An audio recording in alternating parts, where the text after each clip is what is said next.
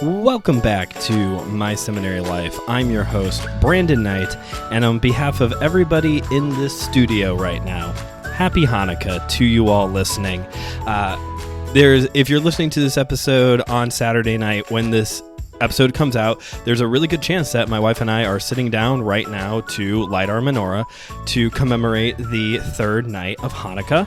And I decided, because I get to pick the episodes, that I wanted to bring you all in a little bit on the holiday festivities, one little bit of the traditions that we have when it comes to celebrating Hanukkah. Specifically, one of the best, if I'm being quite honest, one of the best Hanukkah movies out there, some holiday content for you all. This is the Disney Channel original movie, Full Court Miracle. And to help me review this movie today, to walk through it, I've brought back my brother Bradley, because he now has gone 2 for 2 on reviewing movies that we grew up watching together. So Bradley, welcome back to the show. Happy Hanukkah, and also congratulations on your recent engagement. Thank you. You know, I just want to note that it's kind of funny, the range that you've had me do on the show. First, we went from worship and the struggle of ministry, and what is worship, to recess school's out. And now here we are with Full Court Miracle, a tradition in our family. We'll get to that in a little bit. But yeah, thank you for congratulating me. Been a very exciting time for the engagement. It has been quite the range, and actually after this episode, there's another one I want to discuss with you. And actually, we're going to come full circle. We're coming back to worship now, a little bit more serious. But yeah, so we're here today to talk about the Hanukkah movie Full Court Miracle, Disney Channel original movie, 20th anniversary. This movie came out 20 years ago. I was 9. That would have made you... 20 years ago, I would have been 4. That's what I thought. Yeah. 4 years old. That places Claire at like right around 8 or something. So this is just for all of you slightly older people listening to the show, just to help all of us feel slightly older. But I want to start off here talking about something that Bradley and I know for a fact, and I'm sure those of you listening know as well, that when it comes to this time of the year, there's too much to watch. Everybody has like their favorite things that you have to watch Christmas movie wise every year. You know, I will always choose A Christmas Story over The Polar Express. Honestly, I'll probably choose a lot of things over The Polar Express. But there's almost too much. There truly is too much, and there's always more Christmas content. When it comes to Hanukkah, complete opposite story. There's not a lot. There's not much by way of Hanukkah content. There's this movie, which is technically a TV movie. There's a handful of like Hallmark Christmas or Hallmark Hanukkah Christmas movie kind of things. There's Adam Sandler's 8 Crazy Nights, a really good Rugrats Hanukkah special, which we might have to run it back on that one at some point. And also then there's just like, this is a Christmas special, and that guy over there is the one random Jewish character for a Hanukkah. So, Bradley, there's not a lot of Hanukkah content out there. Do you have any comments on this before we move any further? You know what? Maybe it's because we were raised in a Disney house, but my 2 favorite Hanukkah specials are this one and then the Even Stevens Hanukkah special. Just a classic one. It's too bad we're not talking about that today. But yeah, I guess I never really have done any research to see what type of stuff is out there. But you're right. It tends to be that this character is also Jewish, and they can't come to your Christmas celebration because they're celebrating Hanukkah. Oh, and by the way, this character is celebrating Kwanzaa a little bit, you know? So just like that. Maybe that's because of the audience that's watching the TV show isn't celebrating Hanukkah. But yeah, I can't wait to dive right into this. Yeah, you see examples like one of the Lizzie McGuire Christmas specials. There's a quick reference to the fact that Gordo is celebrating Hanukkah, and all he gets this time of the year is latkes or something like that. Trying to think. Arthur, there's a quick one for Arthur. There's a quick one in Kim Possible. There's just a lot of, and you're right also with the Kwanzaa. You know, that's another one that's like, and this person does Kwanzaa. Really, the Arthur special is basically just, here's a bunch of other holiday traditions. Right. Yeah. So my question, though, I was kind of surprised as I was looking at these different Hanukkah specials out there, just to see if I was missing one, because I wouldn't mind watching more. I was kind of surprised to find out that no one has ever made like a legit, like serious war movie, Judah and the Maccabees taking back Jerusalem from Antiochus. Like there's no one has done that yet to make like a serious film of this. So my question for you is, if you were in charge of putting that movie together, who do you want directing it? Well, there's one that comes straight to my mind, and that's kind of the stereotypical answer. But I also have two other answers. So the stereotypical answer, the one that I'm going to go with, is Zack Snyder. Obviously, you think of the Maccabees and 300. They just go together. However, it depends on how you want to tell the story. I think the team behind The Chosen, the Angel Studios, they do a really good job of making movies that have biblical backgrounds, but not necessarily are the stereotypical Christian films that are cheesy. I keep seeing advertisements for this one right now called The Shift, and it's a guy who loses everything, this devil character, which you don't really notice he's the devil until you really watch the trailer, but it's the story of Job, and you don't really get those backgrounds of, maybe it's bad, but as a Christian, you don't necessarily get those Christian overtones that you would in a normal Christian trailer. Like, oh, I lost everything, the shining light on the Bible, like in Bible Man or something, you know? The other one I was thinking of, the third director, like I said, it just depends on the direction you want to go. If you want to do like a more historical background accurate one, I was thinking of the woman who did Zero Dark 30. Her name, I think, is Catherine Bigelow. There was two different takes when that story came out, and Zero Dark 30 is the more like historical version. And right at the end is when they show them go get Osama bin Laden. The other version, it's like the entire thing is action. So I guess it just depends on the story that you want to tell. Obviously, you two reacted the way I thought you would when I said Zack Snyder, because you just think violence and gore and, war. Go ahead. Well, I responded because I knew you were going to say Zack Snyder, because you do like Zack Snyder. And actually, back a couple months ago when Christian Ashley and I reviewed 300, we talked a little bit about Zack Snyder just in general.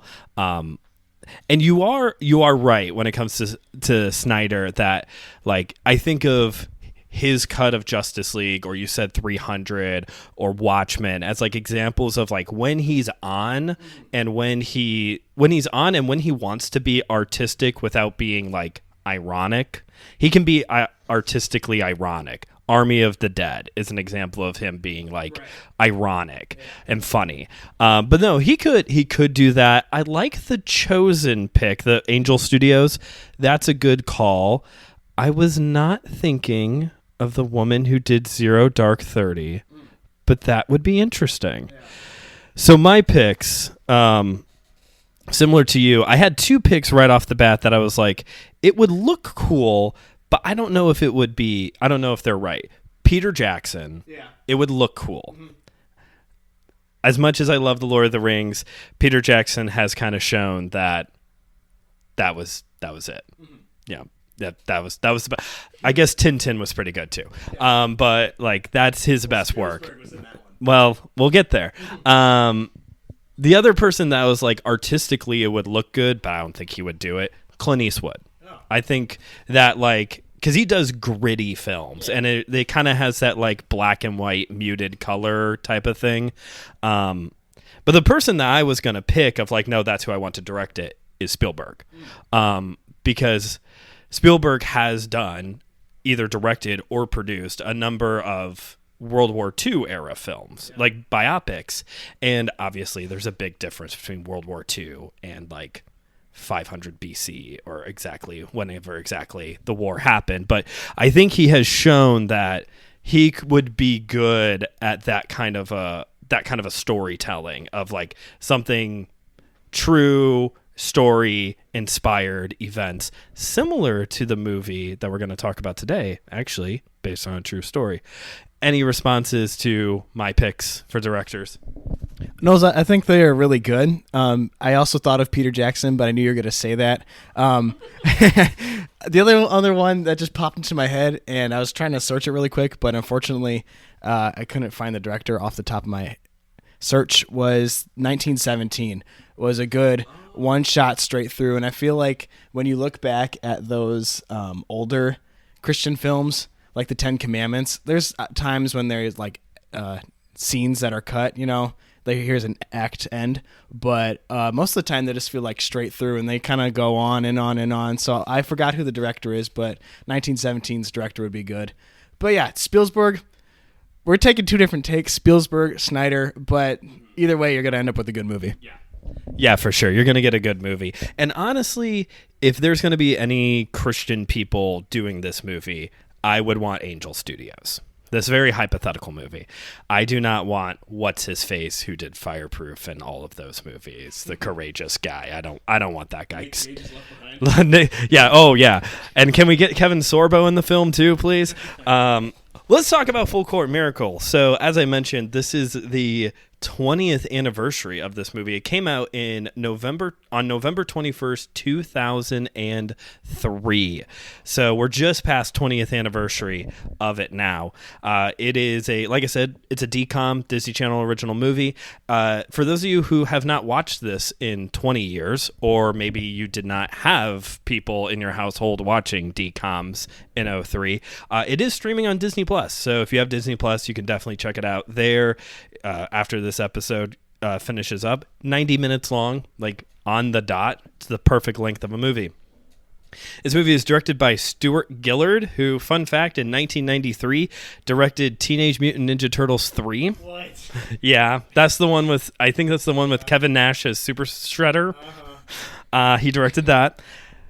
Interesting cast of people here. We got Alex Linz as Alex Schlotsky. He's the main character, the main boy, the designated Disney Channel kid who's really into a thing that his parents are not into, which is the plot of a lot of these movies. Linz went on to also play the lead in Max Keeble's Big Move, another movie none of us have watched in 20 years, but now you're going to go check it out. Richard T. Jones plays Lamont Carr, who we'll talk about here in a moment. Like I said, this is a biopic, and it centers around him. He's currently on ABC's The Rookie. He's one of the main characters over there. I did not know that because I don't watch that show. We also have... Oh, you got something for me? He was in Godzilla.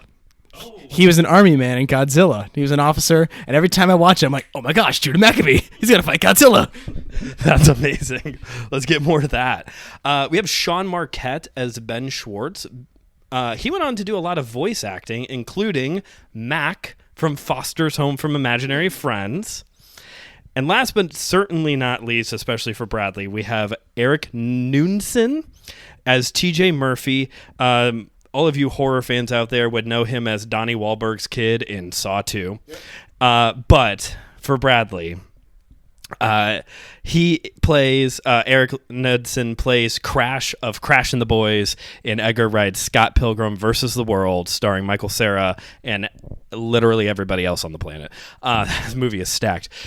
And the reason I say all that is because is Scott Pilgrim versus the World your favorite movie? Yes. The end. Yeah. How's the cartoon treating you so far? So I'm 4 episodes in, halfway through the season. It's completely different than the books and the movie. It took a very big turn that I was surprised by, but I've really enjoyed it. I wouldn't have liked it if the original writer, Brian Lee O'Malley, wasn't attached to it. I think they would have just been ripping up the lore, but he's actually heavily involved. So it's cool to see that they're expanding all the characters, and it's cool to hear all the original voice actors or the original actors come back to play the voices. That is, I haven't started it yet, but that is one of the best parts, I would say, is the fact that they have just about everybody back. That's really cool. And that shows, I mean, you're talking like Chris Evans, This is like Brie Larson, like people who have gone on to have big careers, and that shows just like how central this movie is for them in their career of like, yeah, I'll come back and do the voice for this for Netflix. It's Netflix. I'm sure they're throwing a ton of cash at them too, but... So those are my a little bit of fun fact, a little bit about some of the characters in this movie. Bradley, when it comes to Disney Channel original movies, where would you rank Full Court Miracle? Either on a scale of 1 to 10, or if you can kind of ballpark it, where would this one be at for you?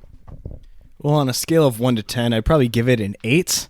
I would say a 9, but that's kind of just like the heartfelt, this has always been in my life. But I'll say an 8 because they do a really good job for Disney not to take any sort of religious stance. They do a really good job teaching what Hanukkah is and just like what the Jewish people believe. So probably an 8. In my rankings of all-time Disney Channel original movies, I'm not for sure. At least top 15. Okay. There's so many, but at least top 15. I think if I sat down, I would agree with the number ranking, first off. It's like an 8. If I sat down and ranked them out, honestly, it would make top 5, maybe top 3, if I'm being honest. And I think part of it is the fact of like, I've been watching this movie for 20 years. Like, you're just going to gravitate towards it, I've also, another one I would put in there, which is another one I've watched on repeat year after year, is Luck of the Irish. Yeah. Like, that would be another one that's pretty high up there for me as well. Take us through this movie, Bradley, kind of at a high level. What are we dealing with here exactly? So this movie is loosely based on a true story of Lamont Carr. He is a basketball player who got hurt right before he got drafted, I believe. Right before he got drafted, he got hurt. And now he's trying to find money to meet ends. And in the story that is being portrayed here, we have a school of students playing basketball, and they suck. They're the Lions. They're garbage. But the state tournament is going to be held at their school this year for some reason, even though they suck. And they want to be good. So they're looking around, and it's Hanukkah time, and they got to find their Judah Maccabee. And I don't know if you want to explain what that term means, but who is Judah Maccabee? So in the story of Hanukkah, the short version is Alexander the Great conquers everything and institutes what we know now as Hellenization. Everybody has to be Greek. This is very different from how a lot of other like Middle Eastern countries would have conquered. Like Persia was like, dude, just pay your taxes and don't start any wars, and you could do whatever you want. But Greece was like, no, you're gonna worship our gods, eat our food, dress like we do, and that's fine unless you're the Jewish people who are like, no, this is like part of our religious identity. This is how we worship Yahweh. We dress, we wear certain kinds of clothing. We don't eat certain foods. We only worship one God. And so this caused a whole big issue.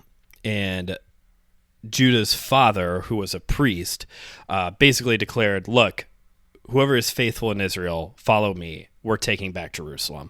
In the meantime, Antiochus, as you say in Hebrew, or Antiochus, if you go with the Greek pronunciation, he like desecrates the temple, just brings it down. Doesn't like destroy it, but just like makes it unholy, slaughtering animals in the holy places and all that.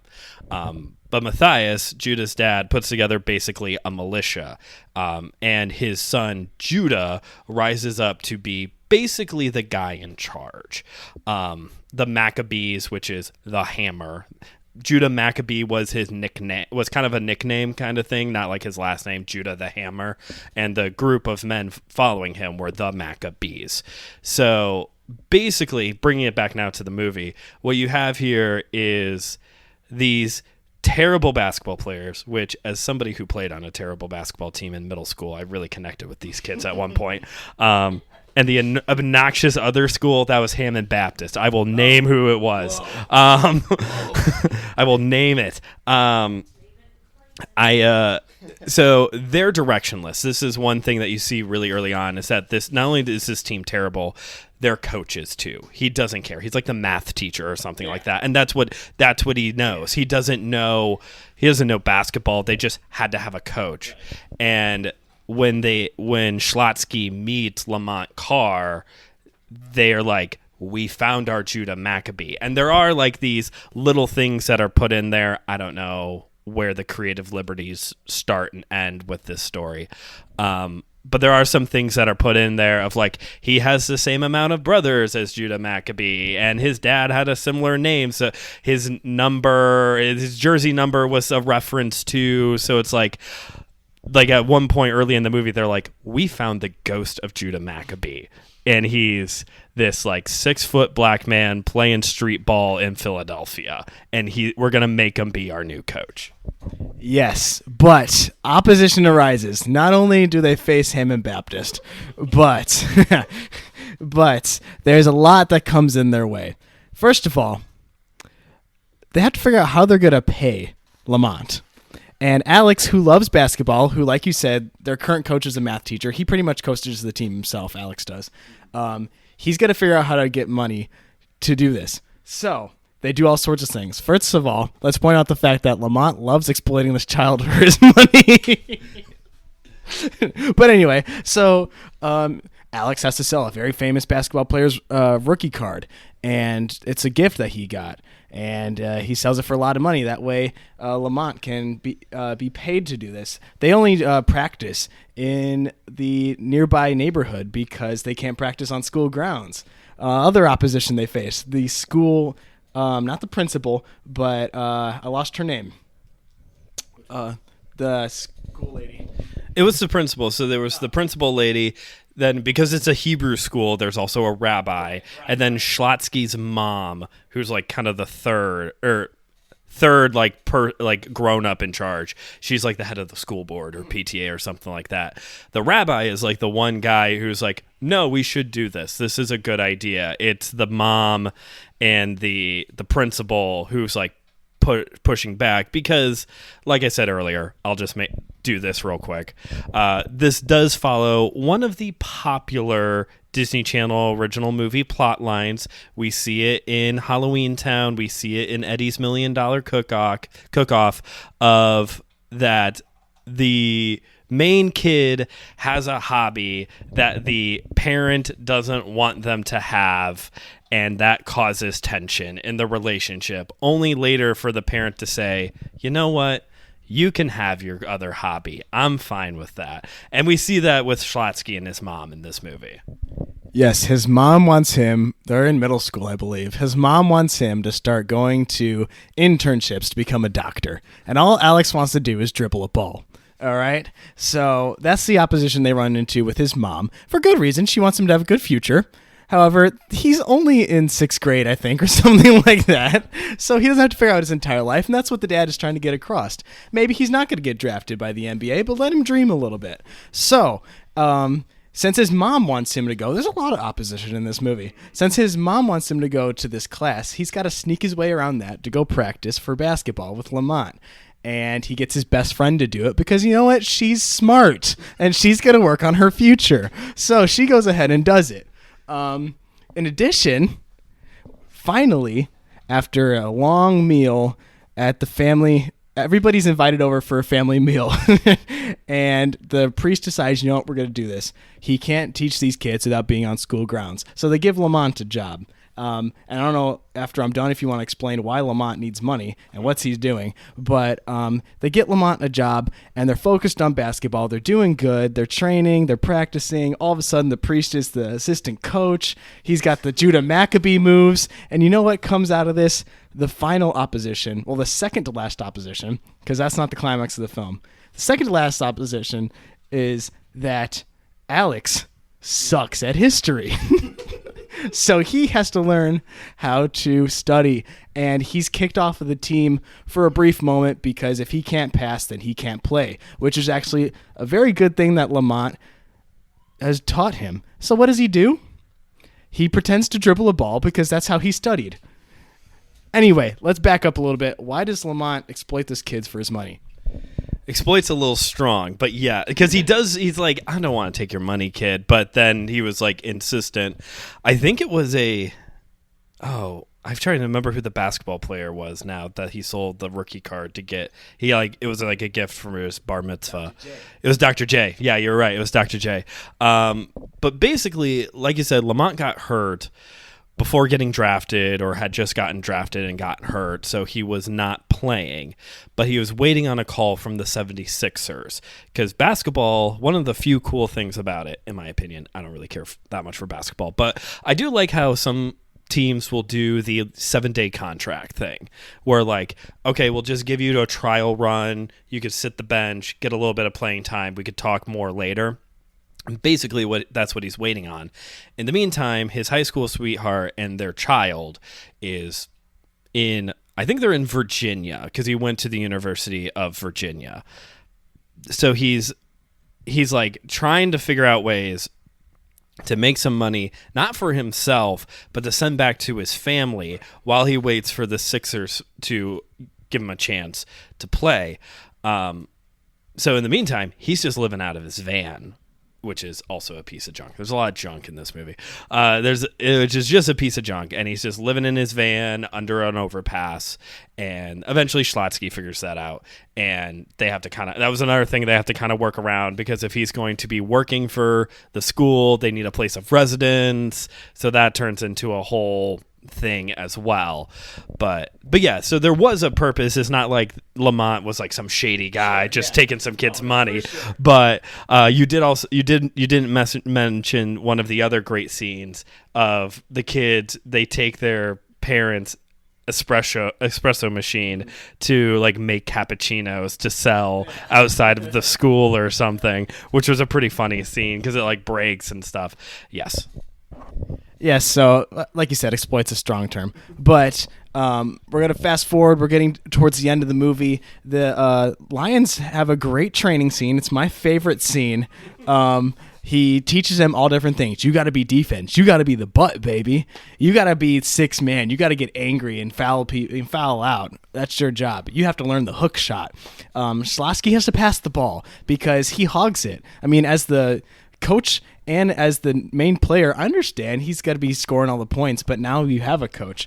So they get better. They're in the finals. They're in the final tournament, and all of a sudden Lamont gets his contract, and he's got to go play, and he has to leave the team. So they're back to their math teacher as their coach. And then in their final game, they face... We probably should have really looked up who these people are. I'm just going to keep calling them HB. Do you remember the name of the team? I don't remember the name of the team exactly, but I do remember that all of this takes place in Philadelphia. I don't know if we said that, which you do get a cool, quick little history lesson on the early days of the NBA at one point, and how a lot of the early teams were founded and were players of Jewish nationality. I don't remember, but I do remember they're Gentiles. They are Gentiles. This is like a very specific like plot device for what's coming up here in a moment, where we kind of circle back more towards the Hanukkah end of things. So no, I don't remember their team name, but they're a bunch of gringos, and they're not nice guys. They're not nice guys. Yes. So they're going back and forth. They're actually a really good team now, and all of a sudden, I think they're down by, I don't know, let's just say 12 points. I can't remember. They're down by a lot, and the generator's starting to run out of power. We don't know why, other than there's a bad storm that night, and as it turns out, Lamont also can't make it to his tryout. What is he going to do? So the generator's running poorly. The coach, who's the math teacher, actually does his job and figures out there's only a little bit of amount of oil left, just like the story of Hanukkah. Yeah, so this is where it circles back to the story of Hanukkah. So eventually, Judah and the Maccabees, they take back Jerusalem from Antiochus. They get to the temple, and like I said, it's ransacked, it's desecrated, and worst of all, the menorah is running out of oil. Now, from a very modern standpoint, the fact that the thing that provides light for the building seems like a pretty small detail to the greater, like, there's pig's guts laying around. Like, come on, Judah, let's clean this up. But this is the second temple. So Solomon's temple is long gone. The Ark of the Covenant is destroyed, lost to history, sitting in someone's basement somewhere in the Middle East. I don't know. Nobody really knows. And so what has taken its place as the representation of God's presence in the temple during the Second Temple period is a very specific menorah. These are just candlesticks, candelabras, that were used to light the temple, but there was one very specific one that was supposed to be like an eternal flame, always burning, representing the presence of God. And this thing is damaged and just about out of oil. And the miracle of Hanukkah and why this is celebrated for 8 nights is that was how long it was going to take before they were going to get more oil. I think that was like how long it was going to, like literally how long it was going to take for them to make more. And it stayed burning all 8 nights until they were able to get more oil. That is the miracle aspect of it. And it's more than just like this, I think. In a lot of in the few media that we have, it does become this story of miracles, right? It's a miracle. It's the festival of lights, the miracle of lights. But what's really cool when you like stop to reflect on it, and one of the reasons why we as Christians can maybe have a moment to relate to this story is that this is a really dark period in the history of Jerusalem, in the history of Israel, where this is the intertestamental period. God has stopped speaking. There's no prophets anymore. Jesus and John the Baptist, they're still like hundreds of years away. And your national and religious identity has been stripped away from you. Your temple is ransacked. And the one thing you have left to remind you of the fact that God has not abandoned you looks like it's about ready to go out. And it keeps going. And that's... like, as cool as it is to celebrate the miracle aspect of it, and we should, because God works miracles, but the big thing about this story is that God does not abandon his people. And that's what we see here in this story.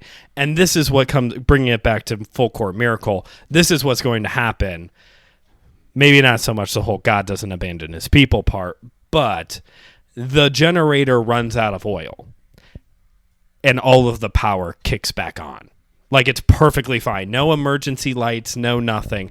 Like, everything's back up. And everyone's, like, dumbfounded. Like, how does this... okay, I guess we're going to finish playing this game now.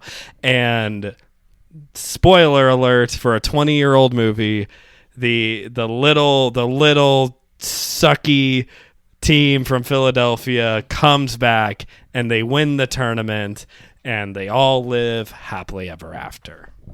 Yeah, and if we back it up just a little bit, the power's going out, the generator's running out of fuel, and the kids are still trying to play through it. They know as much time as they have left, and they end up getting it down to a couple points, maybe like 1 or 2 points. I can't remember exactly. And the terrible team that they're facing calls timeout, and they're going to run the clock down until the generator runs out of power. Meanwhile...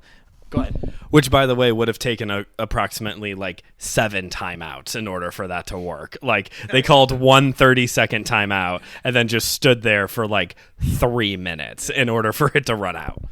So, meanwhile, Schlossky's mom is going to go find Lamont, and she does. And Lamont comes just in time, just like Judah Maccabee does, and...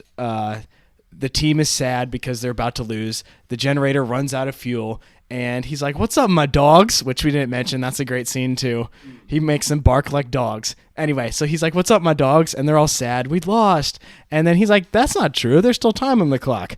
And the generator, like you said, it kicks back on, and they get all fired up. They win the game. Everybody's happy. You get a voiceover from the priest about how this connects to Judah Maccabee. Schlossky's mom accepts that, hey, maybe he's just in middle school and he could play basketball for a little bit. She also was able to find Lamont's family, and they all come together happily ever after. Lamont is going to continue to coach at the school, and it's just a good, fun story, you know? Like you said at the beginning of this episode, 90 minutes is the movie. And like I also said, it's kind of... there's not a lot of information out there on where the true story starts and ends. My assumption is that all of the Hanukkah stuff is like manufactured for the movie, for the purpose of the film. But the real Lamont Carr was a real basketball player for the University of Virginia. I don't remember if he actually ever played in the NBA, but at one point in his career, he took on a Hebrew school in Philadelphia. I think it was a high school that wasn't very good and turned the team into like state champions, regional champions, something like that. So there is some truth that, it's a biopic. So there are some creative liberties within this film, but this is, we do see this like underdog story still and everyone likes a good underdog story. Looking overall at this film, you mentioned one already of your favorite scenes in this movie. Are there any other scenes, lines, whatever that you're like, love that part? Yeah, so like I said, the training scene is really fun. He puts on some old school hip hop music for them to dance around to. The principal doesn't like it because they're shaking their butt a little bit, dancing around. My other favorite scene I just mentioned, he's got to get them barking like dogs and like hoo, hoo, hoo. And he gets them all fired up. Then they learn to do like a walk in to taunt the other team. It's really fun. There's that walk in sign scene is pretty good too, because you could tell when this movie came out, it's a reference to Remember the Titans. They do we are the Titans, the mighty, but it's the Lions instead. There's two, you mentioned earlier about how for Disney, it's a surprisingly religious movie. And twice in this movie, there are lines that I'm like, wow, that's actually pretty good theology. At least one for certain. The other one, like maybe it's just more of a preference. But you brought up the scene where it's everyone's at the rabbi's house for this dinner and they're trying to figure out like, is Lamont going to be the coach? Can we afford this? All of that. And they're trying to gauge like Lamont's religious background a little bit, because they're all Jewish or practicing Jewish people. So, they're explaining like kosher laws to him as they're having this meal and whatnot. And he says something to the effect of, I never quite understood all those dietary laws, but my mama always told me growing up that, if you understood everything about God, you would be God. Mm-hmm. And that's actually like, it's kind of a throwaway line within the midst of the movie. Yeah. It's actually probably the most theologically accurate thing Disney has ever produced. Well, I shouldn't say that. They did Lion, the Witch, and the Wardrobe and the Narnia movies, and those are all pretty good. So with those withstanding, like, by way of Disney Channel movies, that's pretty solid. That brings to mind the Stephen Curtis Chapman song, God is God and I am not. I can only see a part of the picture he's painting. So I really like that line. And then there's another scene later on where it's the rabbi again and the principal lady, which you are right. It's kind of funny. We've been watching these movies for like 20 years. We don't know any of these characters' names. I thought that too when we did the Recess review. I was like, how do I not know some of these people's names? I've been watching this movie on repeat for years now. But they're in the rabbi's office discussing basketball, and the principal lady is kind of the stereotypical character of like the really uptight, who's the one woman in the office, Dwight's lady friend, Angela. She's basically Angela but Jewish. Okay, Mrs. Klein, thank you. So they're discussing like how basketball is basically like this useless thing. It's just silliness. And the rabbi says, sometimes a little silliness is good for the soul. And I can't necessarily support that with scripture. Maybe if I pushed Ecclesiastes 3, 1-8, there's a time and a season for all things. Maybe if I push that a little bit, I can make it work. But I think that's I think there's something to that as well, of like, there is a time that being silly is not only just like fun, it's actually like, it's good for you, whether that's like for the Jewish people or certain Christians observing Sabbath rest and like prioritizing rest and fun during the day, or, not being a stick in the mud. A lot of, going to like Christianity for a second, kind of a stereotype of us is that like, we're just sticks in the mud. We don't have any fun at all. And certain churches on the West Coast, probably they don't have any fun. There's a great meme I got to show you after this. I've been meaning to send it to Dad, if that gives you a clue who this meme is about. But like, that's kind of a thing. And granted, like, as Christians, we don't have the same kind of fun all of the time as like the rest of the world does.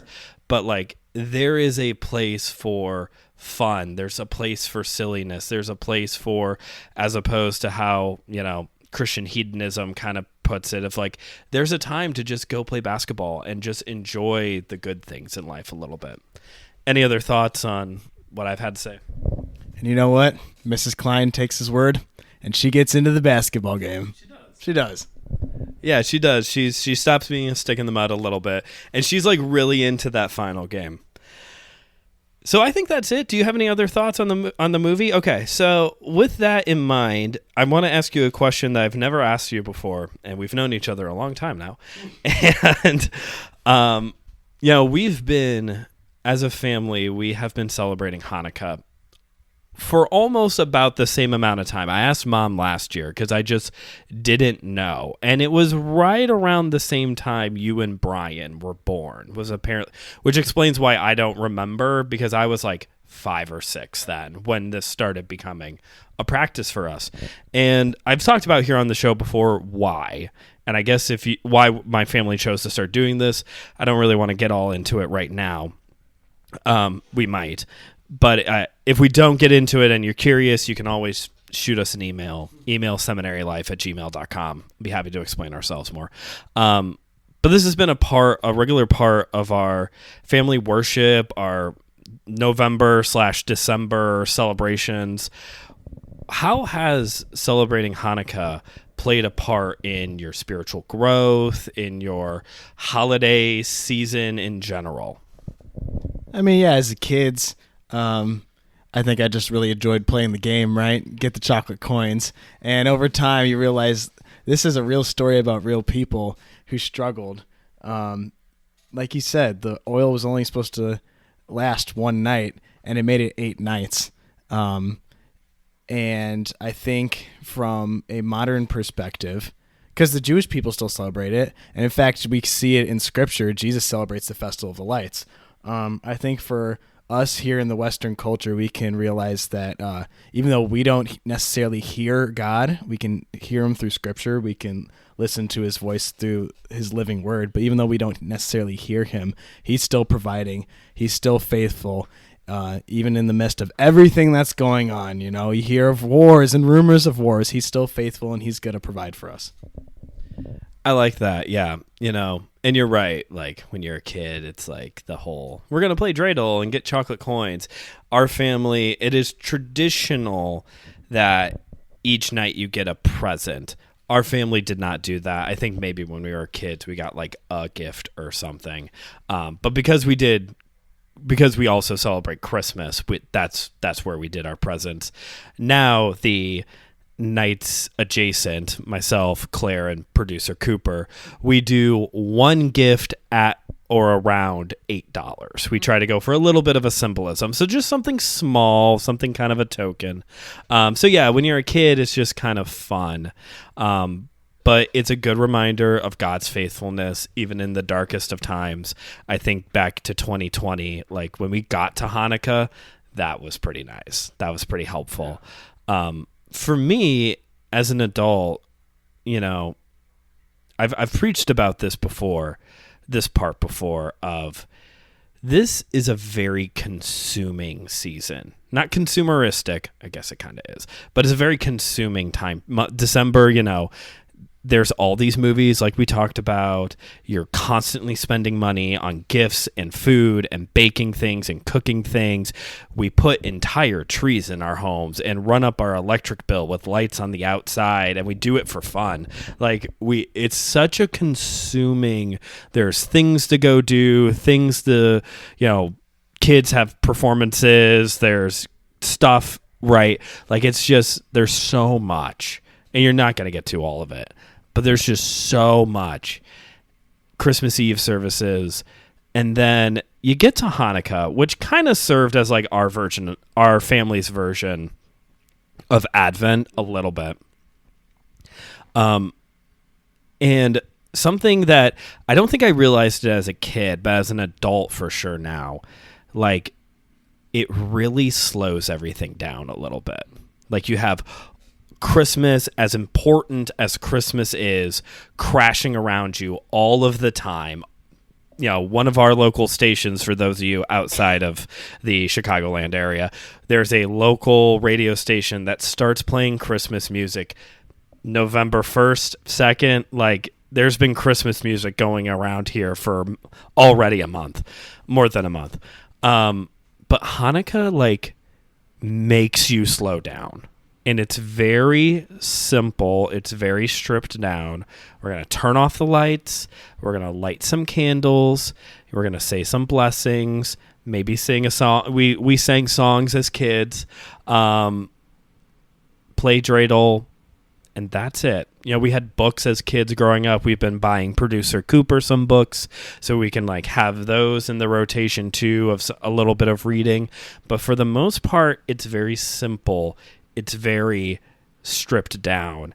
And in the crashing of Christmas, it's very refreshing. I'm sure when we were kids, there were times where mom and dad would have rather have just thrown us to bed than take the 5 minutes to light the menorah and play a few rounds of dreidel. But for the most part, like, that has been, as an adult now, something that's really got me through the Christmas season of these 8 nights of, okay, time to light some candles. We're going to sit here in the dark a little bit and just reflect. It's very reflective, I would say. Yeah, and for me, Hanukkah also is a good way to continue to be thankful. Like you said, Christmas starts November 1st around the world, or at least around the United States. It's November 1st, and we have Thanksgiving for one day, and then we jump into Black Friday. Black Friday sales were starting Monday before Thanksgiving now. So it's, like you said, consumerism, and you have Thanksgiving, and you have your day to be grateful, and then you shop. But I also feel like once I get to Hanukkah, like you said, you strip down and you're reminded of things you can continue to be thankful for heading into Christmas. For some reason, I feel like there's one year when it was after Christmas. And it's also good to remind yourself that, hey, maybe you didn't get that great toy that you wanted, but there's also many more things you could be thankful for that God has provided for you and your family. I really like that. I've never really considered the thankfulness aspect of it, but you are right. Again, this whole, like, in Chicagoland, Christmas begins the moment Halloween ends. It's like that episode of Bob's Burgers when Linda has the tree up in their house, like, midnight November 1st. But in Thanksgiving, as much as we like Thanksgiving, especially for the food, like, it's easy to blow past it. Or we have now Giving Tuesday, where you can, after you have spent all this money on Christmas presents and also spent all this money on food, now give the nonprofits and ministries some money. Yeah, who thought of that idea? We should have put that on like the Tuesday before everything. That's just my opinion. But it is a good way to remain thankful, come back to being thankful, either for what you have, what you didn't get, or, whatever it may be. It slows you down a little bit.